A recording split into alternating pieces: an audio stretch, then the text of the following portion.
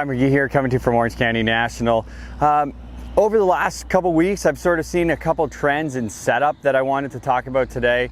Sort of a simple topic, but sometimes can make the golf swing a lot more complicated than it needs to be.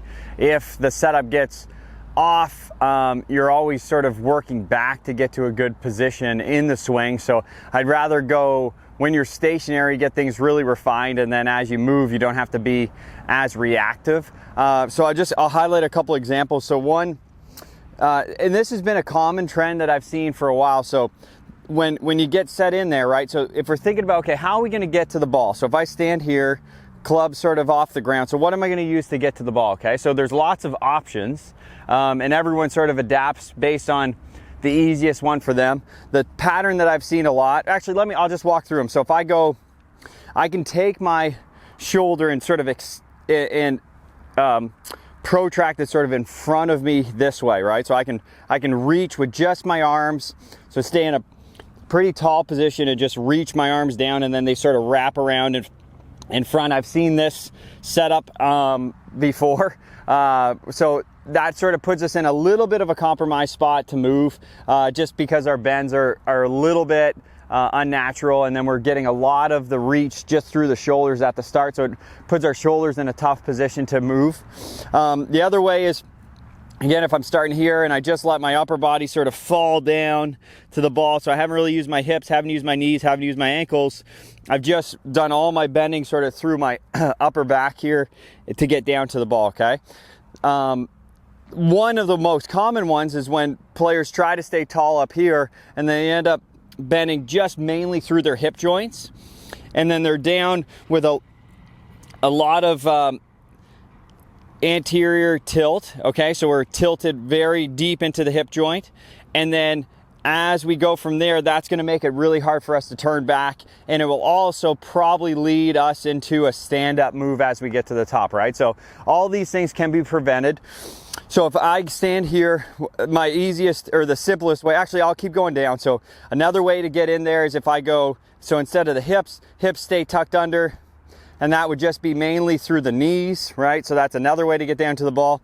And then if the knees are there and I sort of move all the way to my toes, so I get really toe heavy, then I'm using a fair amount of sort of my ankle and using a little bit of my knee, and that's another way to get down. Obviously then my upper body sort of looks this way and I'm a little bit toe heavy, and then sometimes that leads to players sort of sitting back even more because they feel like, oh, I'm too much on my toes.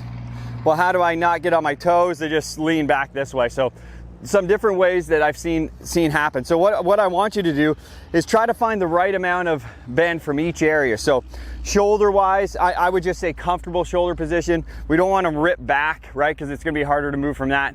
We want them sort of in a natural neutral position, right? So if I sort of go right here, that's pretty neutral.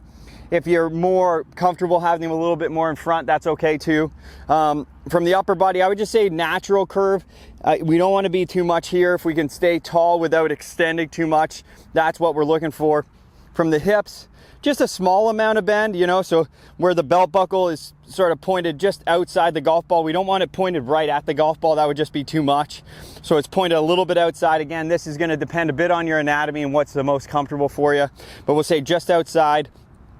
And then we're going to get down to the ball with a little bit of hip, a little bit of knee, a little bit of ankle, and then that's going to put us in a nice neutral position in the setup, okay? So and then foot position, so flare wise and stance width, again, that's going to be more customized for what you're the most comfortable with, okay? So that's just a quick rundown of getting into a good setup position, right? So we're using a little bit of hip, a little bit of knee, a little bit of ankle, a little bit of upper body, making sure we're not overdoing an area because that's going to put us in a tough spot, right? So if the hips are a little bit more neutral, it's going to make it easier for us to push back as we're going back to keep our spacing. And then the same way on the way down, if we're bent over a lot, you know, that's usually going to lead to that move, and then the whole swing you're reacting, right? And the swing's already hard enough. Golf can already be hard enough, but we just set up a little bit better. It can minimize some of those adjustments you have to make when the club is moving. So again, locking that setup, make it a lot easier for you. I hope this helps. If you need any more help for your game, check out TommyGolf.com.